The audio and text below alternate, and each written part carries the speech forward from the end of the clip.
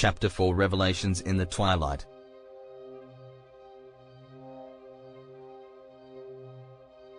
The Isle of Exile, cloaked in a veil of grey mist, seemed a reflection of Aurore's troubled thoughts. The oppressive silence of the island was occasionally broken by the distant cry of seabirds and the rhythmic crash of waves against the rugged coastline.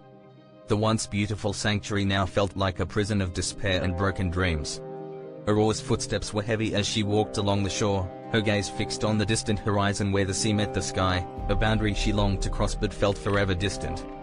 Leo's sudden appearance was almost ghostly, emerging from the fog like a spectre of her past.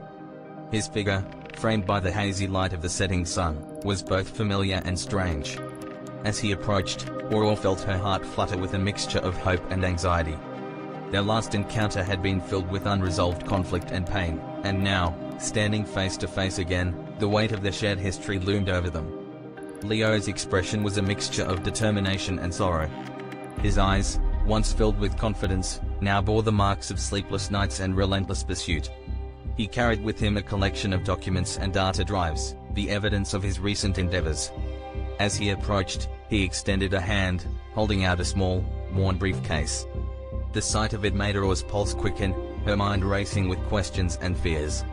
"Aurore," Leo began, his voice laden with gravity, "I have something to show you. Something that will change everything we thought we knew." Aurore's gaze fixed on the briefcase, her emotions a turbulent mix of hope and trepidation. "What is it, Leo?" she asked, her voice tinged with a trace of bitterness. "What could you possibly have to say that would make any difference now?" Leo sighed deeply, his shoulders slumping slightly.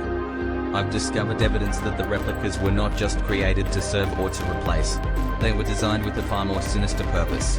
The data I've gathered shows that our very essence was taken from specific human souls, individuals who were selected and manipulated for this experiment." Aurore's breath caught in her throat. "You can't be serious. You're telling me that we're not just copies, but actual remnants of real people?" Leo nodded solemnly, his face etched with pain. "Yes.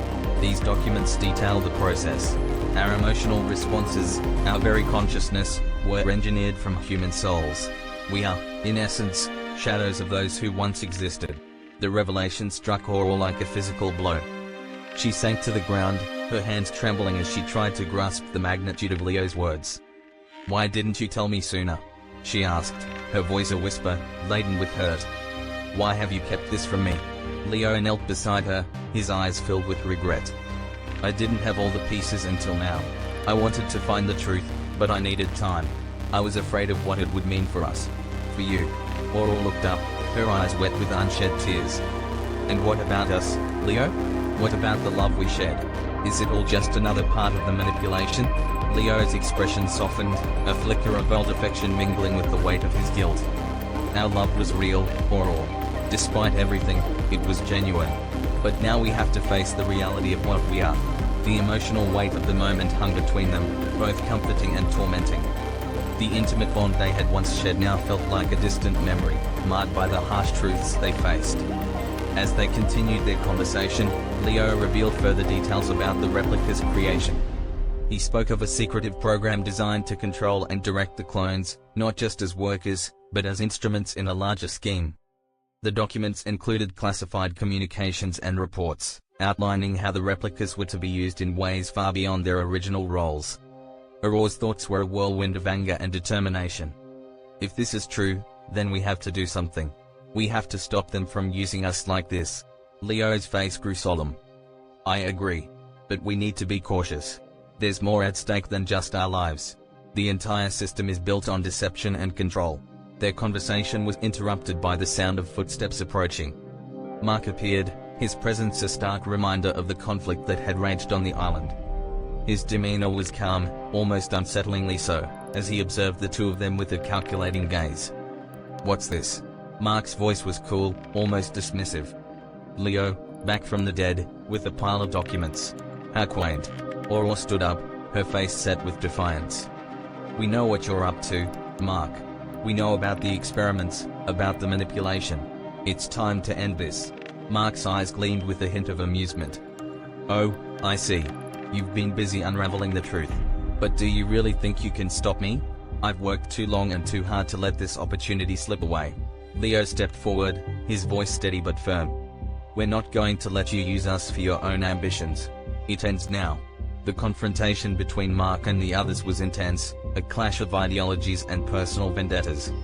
Mark, with his charisma and calculated ruthlessness, presented a formidable adversary.